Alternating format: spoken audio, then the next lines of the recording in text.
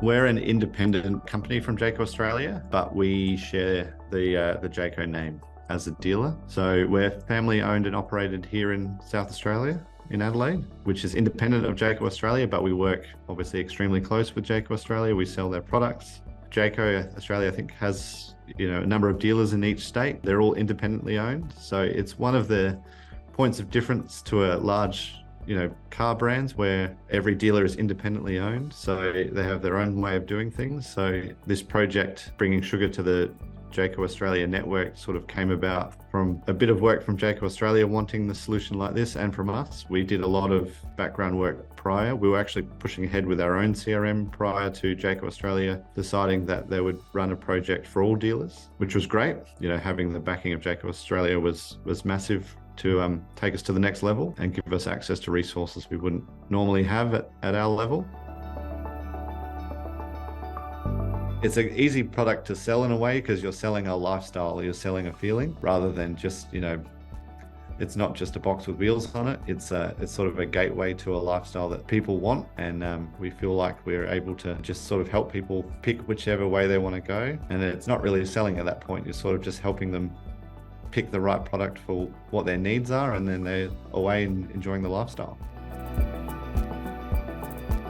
So going back to 2021, we identified through feedback of our dealer network, the CRM that was in place at the time sort of lacked a lot of the features that a new CRM or modern CRM has to offer. So collectively, between our head of sales at the time, head of marketing, and head of after sales, they all sort of got together and had their requirements. In marketing, we wanted to elevate our marketing automation, sort of doing things, I guess, the old school way, and exporting lists, importing lists to MailChimp. And from a head office point of view, having the visibility over the sales pipeline across the whole dealer network and introducing, we had to introduce data sharing agreements to the dealer network to enable them to share their data with us. So we had that collective visibility across the whole dealer network. Faced with that, our dealer network were doing the same, exporting those lists to Excel and then re-importing it into the likes of MailChimp and so forth to send emails. And I suppose there's no integration between the two, so there's no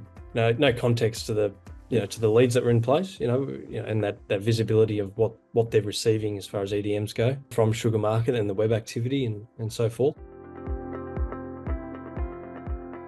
It's been a whirlwind in the last sort of 4 years or so, with also COVID as well. So we had a pretty rough start to Jayco Adelaide because with the pandemic, but then we sort of come out of that and springboarded into, we've built a brand new facility here in Adelaide in West Beach. So it's been a major project, and something sort of goes hand in hand with sugar, because bringing all our operations onto one sort of mega site, we had to have a solution that worked across the board, a world-leading customer experience that isn't available to customers, especially in Adelaide. We wanted to really step it up so that customers come in here, they can experience what it's like with the lifestyle, with the products, with Jayco, and everything we have to offer under one roof. The way we work was paper contracts, and all of our sort of, what the customer needed was put in notes in this plastic sleeve. It was not ideal. Obviously, with that kind of system, if someone forgets to write something down, it's not recorded. So very difficult to manage a customer's journey on paper like that, especially with lots of people in the office and lots of people being involved in the process. It can be quite challenging, and it was quite challenging. It was important for us that we had a system that managed our customer journey in particular. That's what we were really focused on. It's quite a complex thing to get from sale to delivery of a van. When we actually mapped it out, we created a couple of flowcharts of a customer journey from go to woe, and there's a lot of steps that were involved. It is complicated, and we needed a system that would make it easier for one, reduce a lot of admin that we were doing, from our paper-based contracts and constant checking of things. So it was really important that we had a system that kind of did it for us, so that we could focus on the important things of selling the van and then delivering a good product. We were really after a platform that, instead of being quite rigid and seeing if we had to adapt our processes to the platform, we were looking for a platform to adapt to us. And in particular, I think from Jayco Australia's point of view, with a lot of dealers to bring on board. They all have different ways of doing things, and it's what kind of makes us special in a way, that our individual dealers suit the market they're in, and they know how to look after the market they're in. And the way we do things in Adelaide may be different to the way they do it in Melbourne and Sydney. So it was really important that we could have ownership over our processes and the way we like to work. And when we had the demo from Sugar, for me, it was the customer journey that won me over, that the customer journey module. That was really important. It's exactly what we were looking for. We were looking for a way to map out our own journey, our own customer journeys, and rather than have a platform tell us what the customer journey should be, because we were quite aware of what works and what doesn't for a customer. So to find a platform that suited our, allowed us to create our own journey and customer experience was very important. And I think when we got down to Sugar, it was sort of a no-brainer. It had the marketing element. We didn't want to have different platforms. We wanted to have one platform so we could sort of have one source of truth for the entire platform, rather than we had about, Paul can attest to this, we had about 6 different programs running, different things as we were trying to cobble together a customer experience from, trying to get different products to talk to each other was very difficult. So to have one system that could talk to market, talk to customer service, and talk to sales, it was extremely important. So it sort of ticked all the boxes at that point. We connect to the UBS system, and basically we dynamically pull product trees from the dealerships, and each dealer has their own unique instance of that. So their products are all different. Obviously they're the factory products, but then there's the dealer added extras which are unique to the dealership. And part of the integration work is to, on a daily and also real time, depending on the context, pull sales information, product information, and then to populate it back into the system so that the accounting systems can do their job. So that's at times a little bit of a hairy beast, because it's realistically we're talking one system but 31 instances. So there's a lot of different takes on various configurations at the dealer level.